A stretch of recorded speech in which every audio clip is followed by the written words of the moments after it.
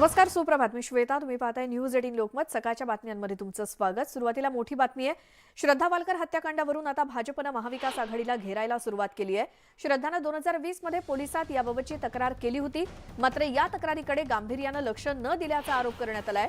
श्रद्धाच्या तक्रारीकडे गांभीर्यानं लक्ष दिलं असतं तर तिचा जीव वाचला असता, असा आरोप राम कदम यांनी केलाय. राम कदम यांनी याबाबतचे एक ट्विट केलंय आणि उद्धव ठाकरे आणि महाविकास आघाडीनं श्रद्धाच्या कुटुंबियांची माफी मागावी अशी मागणी राम कदम यांनी केली आहे.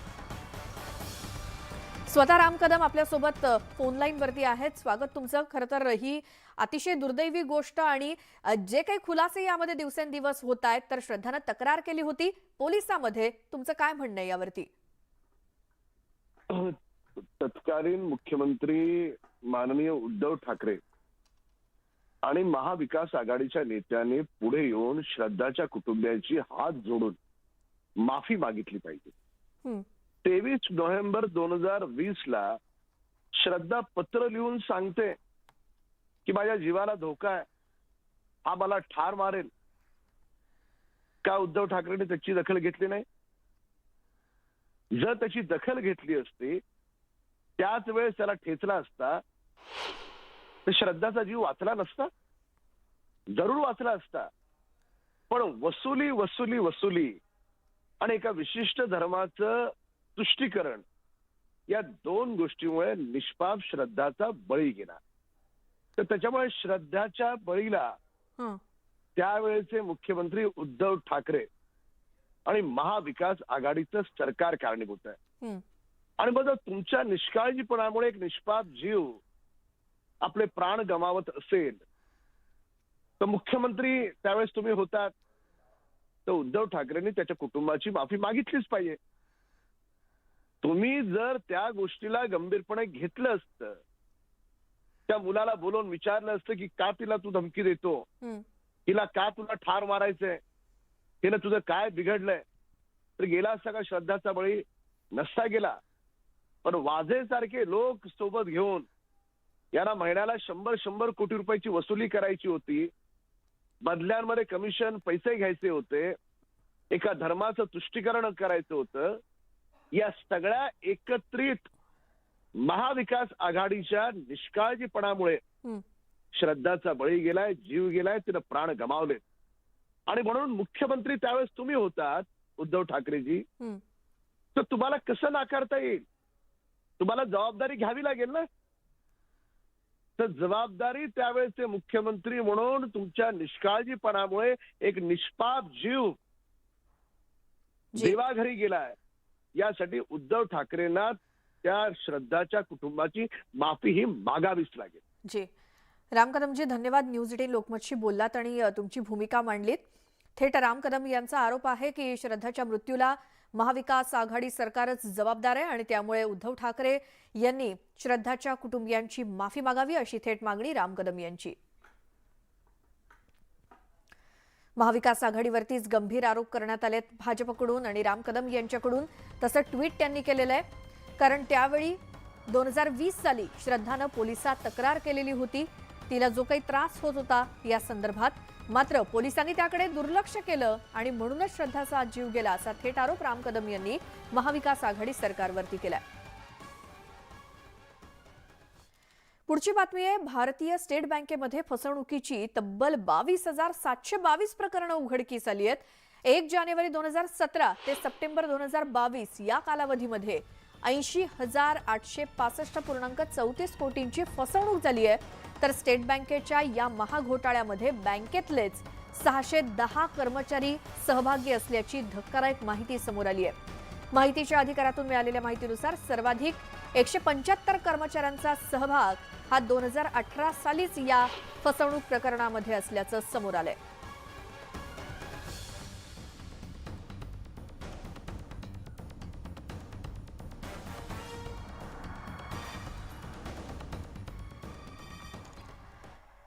महावितरणच्या ग्राहकांवरती वीज बिल दरवाढीचा फटका किंवा बोजा येण्याची शक्यता आहे. कारण विविध कारणांमुळे महागलेल्या वीज खरेदीपोटी महावितरणला किमान 40,000 कोटी रुपयांच्या वसुलीची गरज आहे. त्यामुळे राज्यामध्ये वीज दरवाढ अटळ आहे आणि ही वाढ किमान 60 पैसे प्रति युनिट इतकी मोठी असण्याची शक्यता आहे. त्यामुळे महावितरणच्या ग्राहकांचा मासिक वीज बिल किमान 200 रुपयांनी वाढण्याची शक्यता वर्तवली जाते. आयात करावा लागणारा कोळसा, त्यातून वाढलेला वीज निर्मितीचा खर्च, बाहेरून खरेदी करावी लागलेली वीज, क्रॉस सबसिडीच्या रूपात मिळालेले कमी अनुदान, अशा सगळ्या कारणांमुळे महावितरणचा वीज खरेदी खर्च हा खूपच वाढला आणि ज्याचा बोजा हा ग्राहकांवरती पडणार आहे. तर ग्राफिक्सच्या माध्यमातून आपण पाहूयात वीज बिल दरवाढीचा बोजा कसा वाढणार आहे. तर 7 औष्णिक वीज प्रकल्पातील 30 संचांद्वारे वीज निर्मिती केली जाते. सप्टेंबर अखेरपर्यंत 34,806 कोटी वीज खरेदीचा खर्च आलेला आहे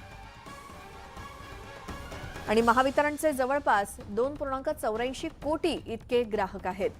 तर 44 लाख इतके कृषी ग्राहक आहेत महावितरणचे आणि महावितरणकडून कृषी ग्राहकांना अनुदानित दरामध्ये वीज पुरवठा केला जातो. तर अनुदानातील उद्योगांना अधिक दरानं वीज विक्री करून त्याची वसुली केली जाते महावितरणकडून. तर कोरोना काळामध्ये व्यावसायिक आणि उद्योगधंदे हे बंद होते.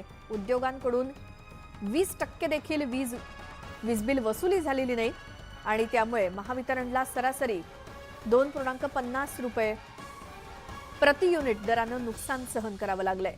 महावितरणला 40,000 दशलक्ष युनिट इतकं नुकसान झालंय आणि 20,000 कोटींचं हे एकूण नुकसान महावितरणचं झालंय.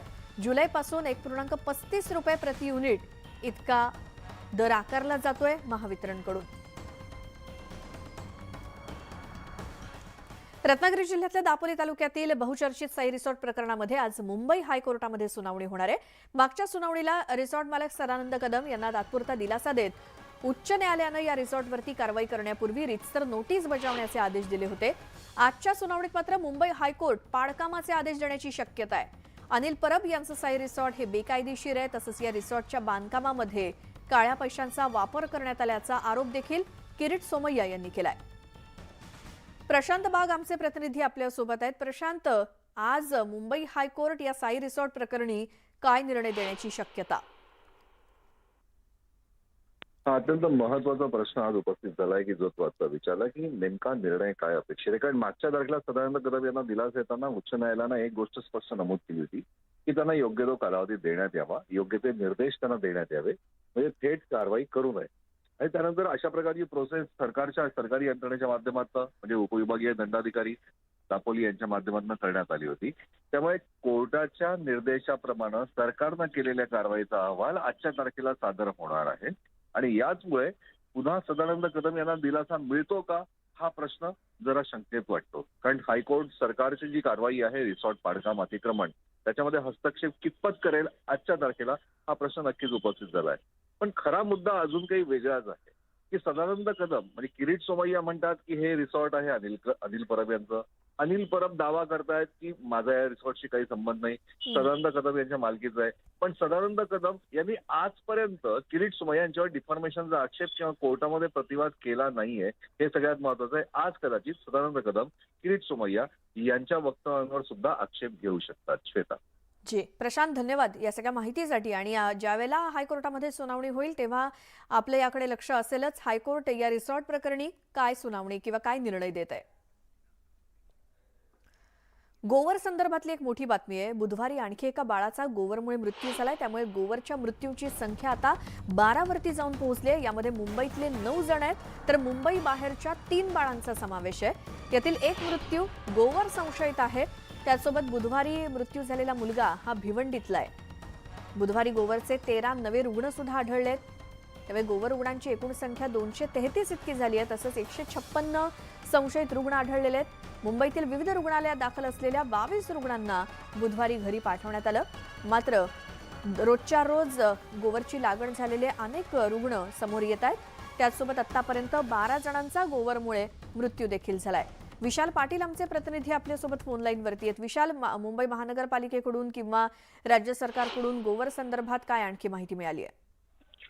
श्वेता, जर आपण सद्यस्थितीला पाहायला गेलं तर मुंबईतील जवळपास 9 बालकांचा गोवरमुळे मृत्यू झालेला आहे आणि मुंबई बाहेरील 3 बालकांचा मृत्यू झालेला आहे. एकूण 12 बालकांचा गोवरमुळे मृत्यू झालेला आहे. आणि या सगळ्यात जर पाहायला गेलं तर ही लागण जी आहे ही अधिक वेगानं होताना आपल्याला पाहायला मिळते. लहान मुलांमध्ये हा रोग अधिक वेगानं पसरताना आपल्याला पाहायला मिळतोय. त्यामुळे आता महानगरपालिका आणि राज्य सरकारचा आरोग्य विभाग अलर्ट मोडवरती असल्याचं आपल्याला पाहायला मिळते. कारण का ज्या पद्धतीनं कोरोना काळात धारावी पॅटर्न राबवण्यात आला होता तशाच पद्धतीचा पॅटर्न ज्या ज्या ठिकाणी गोवरचा प्रादुर्भाव वाढतोय अशा ठिकाणी हा पॅटर्न लागू केला जातोय. मात्र ज्या पद्धतीनं लहान मुलांमध्ये हा गोवर रोग जो आहे हा वेगानं प्रादुर्भाव होताना आपल्याला पाहायला मिळतोय. त्यामुळे राज्य सरकारकडनं वेगवेगळ्या प्रकारची नियमावली जी आहे ती ठिकठिकाणी दिली जाते. ज्या ठिकाणी लहान मुलांचं वास्तव्य जास्त आहे किंवा ज्या इमारतींमध्ये लहान मुलांचं वास्तव्य जास्त आहे त्या ठिकाणी आरोग्य विभागाकडनं वेगवेगळ्या सूचना ज्या आहेत त्या दिल्या जात आहेत. त्यामुळे एकंदरीत जर पाहायला गेलं तर आता कुठेतरी मुंबई महानगरपालिका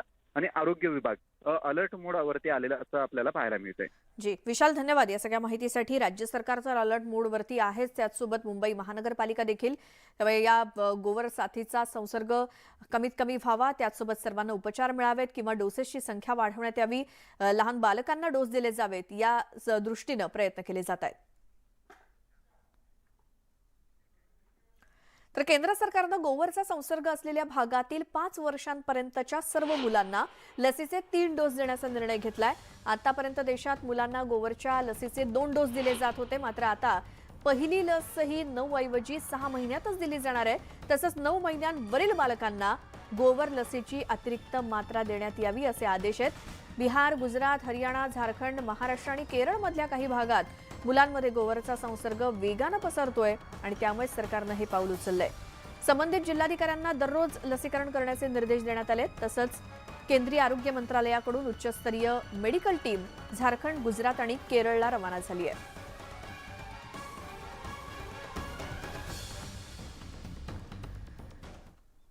नाशिकसह मालेगावात सुद्धा गोवरचा धोका वाढलेला आहे. नाशिक शहरामध्ये आणखी 5 बालकांना गोवरची लक्षणं आढळल्यामुळे खळबळ माजली आहे. याआधी नाशिक शहरामध्ये आढळलेल्या गोवरच्या 4 संशयित रुग्णांचे अहवाल आलेले नसतानाही आणखी 5 बालकांना गोवरची लक्षणं आढळल्यामुळे शहरातील गोवरच्या संशयितांचा आकडा आता 9 वरती पोहोचलाय. महानगरपालिकेनं बिटको आणि डॉक्टर झाकीर हुसेन रुग्णालयात गोवरसारख्या संसर्गजन्य रोगांच्या संशयित रुग्णांसाठी स्वतंत्र कक्ष सुरू केलाय. लसीकरणाची गती वाढवण्याचे आदेश देण्यात आलेत. तर मालेगावात आतापर्यंत गोवरचे 56 रुग्ण आढळलेत आणि यातील 11 रुग्णांची प्रकृती गंभीर आहे. त्यांच्यावर रुग्णालयाच्या विशेष कक्षात उपचार केले जात आहेत. लक्ष्मण घाटोळ आमचे प्रतिनिधी आपल्या सोबत आहेत. नाशिक मालेगावात गोवरचे आढळलेले रुग्ण आणि त्यांच्यावरती सुरू असलेले उपचार, काय स्थिती आहे गोवर संदर्भातली नाशिक आणि परिसरात? लक्ष्मण, नाशिक जिल्ह्यात आतापर्यंत साधारणतः 55 ते 60 गोवर बाधित रुग्ण जे आहेत, संशयित रुग्ण जे आहेत ते आढळून आलेले आहे.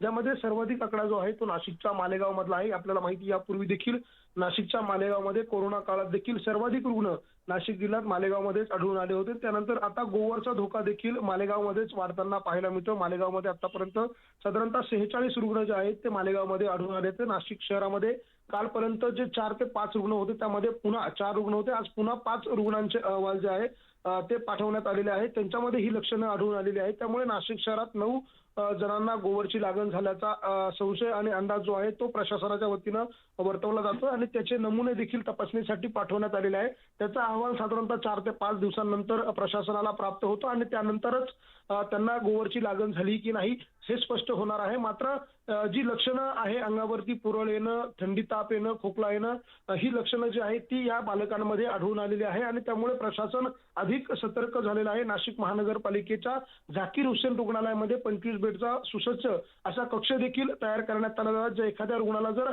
गरज पडली आणि ऍडमिट करावं लागलं तर नाशिक महानगरपालिकेच्या रुग्णालयामध्ये तशा प्रकारची व्यवस्था करण्यात आलेली आहे. यामध्ये 20 बेड जे आहेत ते व्हेंटिलेटर आणि ऑक्सिजन सहित लावण्यात आलेले आहे आणि मोठ्या प्रमाणात स्टाफ देखील त्या ठिकाणी नेमण्यात आलेला आहे. आज नाशिक जिल्ह्याचे पालकमंत्री दादा भुसे यांच्या उपस्थितीमध्ये देखील ही आढावा बैठक जी आहे ती पार पडणार आहे आणि ही गोवरची जी साथ पसरतीये ती आटोक्यात आणण्यासाठीचे प्रयत्न करण्याचे हालचाली ज्या आहेत त्या प्रशासन आणि लोकप्रतिनिधींच्या वतीनं आज केल्या जाणार आहेत. जी लक्ष्मण, धन्यवाद या सगळ्या माहितीसाठी. त्यामुळे नाशिक, मालेगाव या परिसरात देखील गोवर साथीची लक्षणं असलेली बालकं किंवा व्यक्ती आढळत आहेत. त्यावरून आता नाशिक प्रशासन सुद्धा सतर्क झालंय.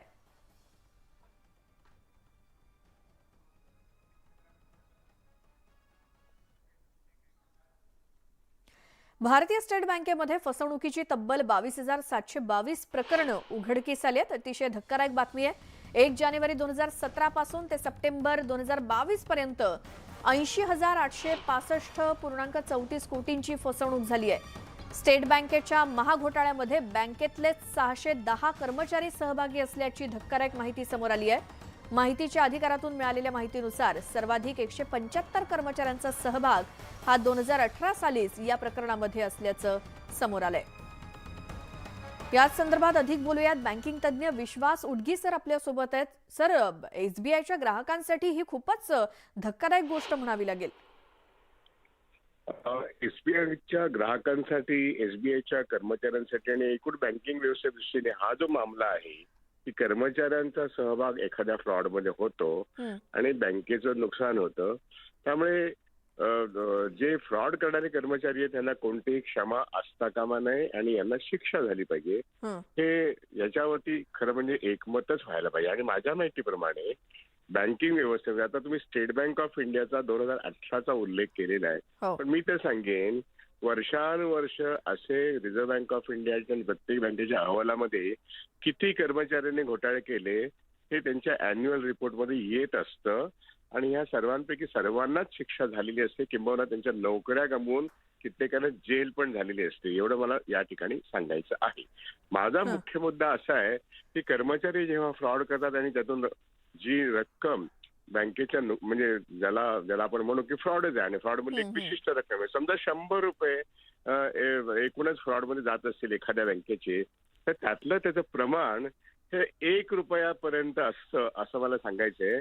मग 100तल्या 99 रुपये ज्यांनी बुडवले त्याच्याविषयी सुद्धा समाजाने जागरूकपणे माहिती करून घ्यायला पाहिजे. आणि आरटीआय मध्ये ही माहिती फार कमी मिळते असंही मला या ठिकाणी नमूद करायचंय.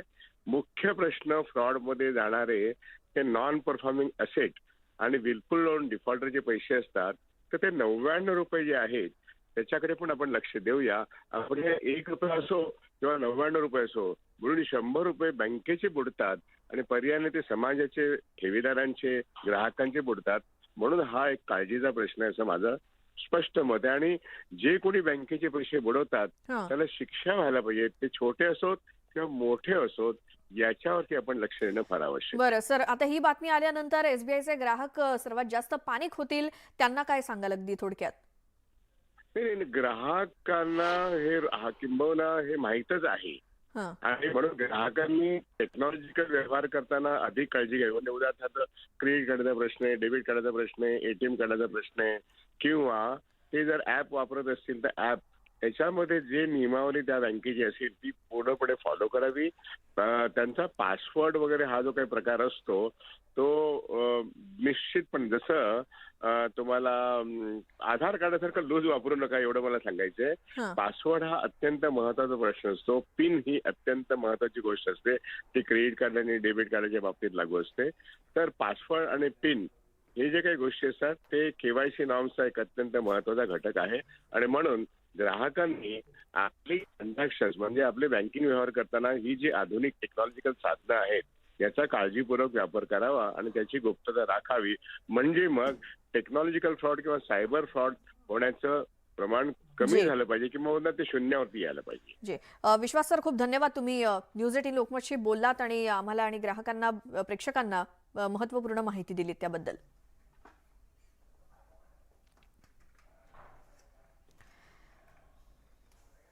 पुढची बातमी. मुंबई महानगरपालिकेच्या कोरोना काळातील व्यवहारांच्या चौकशीला कॅगच्या टीमकडून सुरुवात झाली आहे. पालिकेचे निवृत्त कर्मचारी आणि अधिकारी हे कॅगच्या रडारवरती आहेत. गेल्या 2.5 वर्षात निवृत्त झालेल्या संबंधित विभागातील कर्मचारी आणि अधिकाऱ्यांना चौकशीसाठी बोलावलं जाणार आहे. कॅगच्या 5 टीम्सकडून पालिकेच्या संबंधित विभागांची चौकशी केली जाणार आहे आणि या प्रकरणी मुंबई पालिकेत कॅगकडून 4 दिवसांपासून ऑडिट सुरू आहे.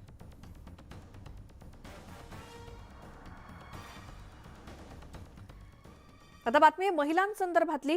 जगासह भारतातील महिला हिंसाचारांची प्रकरणं दिवसेंदिवस वाढत चालली आहेत आणि भारतीय महिलांवरील हिंसाचार, शारीरिक शोषण आणि लैंगिक शोषणाची धक्कादायक माहिती समोर आली आहे. यामध्ये स्टॅट्स ऑफ इंडियानं ही आकडेवारी समोर आणली आहे. भारतामध्ये 3 पैकी 1 महिला ही शारीरिक शोषणाची बळी ठरते, तर देशभरातील 6 राज्यांमध्ये महिलांवरील अत्याचारात वाढ झाली आहे. 6 राज्यातील 18 ते 49 वयोगटातील विवाहित महिलांचा त्यांच्या पतीकडूनच शारीरिक आणि लैंगिक छळ झाल्याचं उघड झालंय. कर्नाटकात महिला अत्याचाराचं प्रमाण सर्वाधिक आहे, तर बिहार आणि मणिपूर दुसऱ्या स्थानावर, तर तामिळनाडू 3ऱ्या क्रमांकावरती आहे, तर तेलंगणात 4थ्या आणि उत्तर प्रदेश 5व्या क्रमांकावर आहे. याच संदर्भात आपण अधिक बोलूयात. नेत्या नीलम गोऱ्हे आपल्यासोबत जोडल्या गेल्यात फोन लाईनवरती. नीलमताई, महिलांचं शारीरिक शोषण किंवा त्यांच्यावरचे लैंगिक अत्याचार या संदर्भात संपूर्ण देशभरातच वाढ झाली आहे. बरं, देशातल्या वेगवेगळ्या राज्यांमध्ये म्हणजे अगदी क्रमांक 1चं हे राज्य, क्रमांक 2चं हे राज्य, अशा पद्धतीनं हे जी काही नावं समोर येत आहेत आणि स्वतःच्या पतीकडनंच सुद्धा झालेले अत्याचार याचा देखील त्यात समावेश आहे. एक तर पहिला भाग असा आहे की निर्णय मग तो घरातला असो, कुटुंबातला असो, मुलगा मुलगी होण्याच्या बद्दलचा असो, या सगळ्यामध्ये आजही कुटुंबामध्ये स्त्रियांचं स्थान दुय्यम आहे. कौटुंबिक हिंसाचार विरोधी कायदा, त्याचबरोबर कौटुंबिक न्यायालय कायदा, असे काही कायदे झालेले आहेत. पण प्रत्यक्षामध्ये आपण पाहतोय की श्रद्धा वालकरच्या केसमध्ये सुद्धा तिने 20 साली तशी तक्रार दिली होती, परंतु तिथले जे PI आहेत त्यांनी हे स्पष्ट केलेलं आहे की ते दोघांनी समझोता आम्ही करतो असं सांगितलं. काय थोडाफार महिलांना मारहाण होणारच आणि ते तिने स्वीकारलं पाहिजे, अशा पद्धतीचा समाजाचा प्रचंड दबाव आहे आणि त्याच्यामुळे स्त्रियांना धजावत नाहीत त्या तक्रार करायला. तक्रार केली तरी परत त्याच माणसाच्या प्रेम आणि हिंसा याची काही इतकं त्यांच्यावरती मोहजाल पडलेलं असतं की त्यातून त्या बाहेर पडू शकत नाही. कारण समाजामध्ये तेवढं आपल्याकडे विमेन सिक्युअर असं, महिलेला सुरक्षितता आणि सन्मान मिळेल तसं वातावरण नाहीये. आणि दुसरीकडे प्रेम झाल्यावरती जर का शिक्षा झाली तर आपल्या पुढे काय होणार नात्याचं, हा एक प्रचंड तिढा पडलेला असतो. अनेक वेळेला मुलं असतात वाट्याला आलेली, त्याची जबाबदारी परत आईवरतीच स्वीकारली जात असते. आणि त्याच्यामुळे मला असं वाटतंय की शक्ती कायदा जो राज्य सरकारने केलेला होता, त्या राज्य सरकारच्या कायद्याच्या संदर्भामध्ये केंद्र सरकारने फॉलोअप करणं जसं गरजेचं आहे तसं शिक्षा होत नाही अशा वेळेला. आणि याला कारण असं आहे की पुरावे कोण देणार, 4 भिंतीच्या आड ज्या गोष्टी होत आहेत त्याचे, आणि त्यामुळे त्याच्यामध्ये शिक्षा होण्याचं प्रमाण सुद्धा कमी आहे. आता 25 नोव्हेंबर पासून 16 दिवस ऍक्टिव्हिजमचे, कृतिशीलता महिला अत्याचाराच्या संदर्भात, यासाठी म्हणून संपूर्ण जगभर कार्यक्रम घेतले जात आहेत. युनायटेड नेशन्सनी आणि अनेक संघटनांनी, सेंटर फॉर ग्लोबल लिडरशिपनी या मोहिमा घेतलेल्या आहेत. केंद्र सरकार, राज्य सरकार यांनी याच्याबद्दल मोहिमा घेणं अपेक्षित आहे. पण तुरळक उदाहरणं सोडली तर फार काही आता तरी राज्य सरकारने काही केलेले असं दिसत नाहीये. राज्य महिला आयोग आणि यांनी जरी प्रयत्न केले तरी मुळात मला एक वाक्य महत्वाचं वाटतं की हा फक्त महिलांचा प्रश्न नाहीये, हा समाजाचा आणि पुरुष वर्गाची मानसिकता बदलण्याचा आणि चांगली अंमलबजावणीची यंत्रणा असण्याचा खरा मुद्दा आहे असं मला वाटतं. जी नीलमताई, खूप धन्यवाद. खूप महत्त्वाचे मुद्दे तुम्ही मांडलेत. विधान परिषदेच्या उपसभापती डॉक्टर नीलम गोऱ्हे आपल्यासोबत या मुद्द्यावरती बोलण्यासाठी होते. आणि राज्य महिला आयोग असेल किंवा राज्य सरकारनं यासाठी प्रयत्न करणं गरजेचं असल्याची अपेक्षा त्यांनी व्यक्त केली आहे. मुंबईमध्ये पुन्हा एकदा आता गुजरातच्या सिंहांची डरकाळी घुमणार आहे, कारण गुजरातमधून सिंहांची जोडी मुंबईच्या नॅशनल पार्कमध्ये येणार आहे. संजय गांधी नॅशनल पार्कच्या वनाधिकाऱ्यांची टीम जुनागडमध्ये पोहोचली आहे. गुजरातहून मुंबईला येणाऱ्या सिंहांचे एक्सक्लुझिव्ह व्हिडिओ हे फक्त न्यूज 18 लोकमतच्या प्रेक्षकांसाठी. गुजरातच्या सिंहांचा मुंबईपर्यंतचा प्रवास एक्सक्लुझिव्हली तुम्हाला पाहता येणार आहे. आणि याच सिंहांची एक जोडी मुंबईच्या संजय गांधी नॅशनल पार्कमध्ये आणण्यात येणार आहे. तर महाराष्ट्रातून 2 वाघ हे गुजरातला पाठवले जाणार आहेत. आमचे न्यूज कोऑर्डिनेटर तुषार शेटे आपल्या सोबत आहेत. तुषार, ही जी प्रोसेस आहे ती कशा पद्धतीने चालणार आहे, तिकडचे सिंह इकडे आणण्याची आणि महाराष्ट्रातले वाघ तिकडे नेण्याची? अगदी खरे श्वेता, आपण जर पाहिलं तर गुजरातमध्ये सिंहांची संख्या ही प्रचंड वाढते आहे आणि मुंबईमध्ये आता सिंह नाही राहिलेले, फक्त एकच सिंह आहे. त्यामुळे तोही प्रचंड वृद्ध झाला, त्यामुळे लायन सफारी बंद झालेली होती. तर मुंबईतल्या प्रेक्षकांना, महाराष्ट्रातल्या नागरिकांना सिंह पाहता यावेत यासाठी वनमंत्री सुधीर मुनगंटीवार यांनी वन विभागाला प्रस्ताव तयार करण्याचे आदेश दिले होते. त्या अंतर्गत सेंट्रल झू ऑथॉरिटीने या अॅनिमल एक्सचेंज प्रोग्रामला मान्यता दिलेली आहे. आता गुजरातमध्ये सिंहांची संख्या जास्त आहे, वाघ कमी आहेत आणि सुदैवानं आपल्याकडे वाघांची संख्या जास्त आहे, म्हणून आपल्याकडचे 2 वाघ हे गुजरातला पाठवले जाणार आहेत आणि गुजरातमधले 2 सिंह हे मुंबईला आणले जाणार आहेत. आणि याच्यातली एक चांगली गोष्ट ही आहे की ज्यावेळेला आधी किंवा एक्सचेंज प्रोग्राम झालेले होते, अॅनिमल एक्सचेंज प्रोग्राम, हां. त्यावेळेला जे प्राणी देत होते तेच आणले जात होते. मात्र आता आपल्याला कोणते प्राणी घ्यायचे आहेत याचं सिलेक्ट करण्याचे अधिकार आपल्याला मिळालेले आहेत. मागच्या आठवड्यात वनविभागाच्या अधिकाऱ्यांची एक टीम गुजरातच्या जुनागडमध्ये आलेली होती. तिथे येऊन त्यांनी इथल्या सिंहांची पाहणी केली. आता इथल्या झू मध्ये जवळपास 70च्या आसपास सिंह हे कॅप्टिव्ह अॅनिमल्स म्हणून त्यांना ठेवण्यात आलेले आहेत आणि इथले जे रेस्क्यू केलेले सिंह असतात त्यांची संख्या वेगळीच आहे. त्यामुळे यातले चांगले, ज्यांचं वय कमी आहे, ज्यांची प्रजनन क्षमता चांगली आहे आणि जे सिंह पुढे ज्यांचं लाईफ चांगलं असू शकेल, पुढे ते पिल्लांना जन्म देऊ शकतात, असे 2 सिंह, नर आणि मादींची जोडी निवडली गेलेली आहे आणि त्यांना आता जुनागडमधनं मुंबईच्या दिशेनं आणलं जाणार आहे. आणि हा सगळा प्रवास जो आहे हा आपण न्यूज 18 लोकमतच्या प्रेक्षकांना दाखवतो. बिलकुल. तुषार, खूप धन्यवाद या सगळ्या माहितीसाठी. आणि बातमीसोबतच वेळ झाली सकाळच्या बातम्यांमध्ये इथेच थांबण्याची. तुम्ही पाहता न्यूज 18 लोकमत.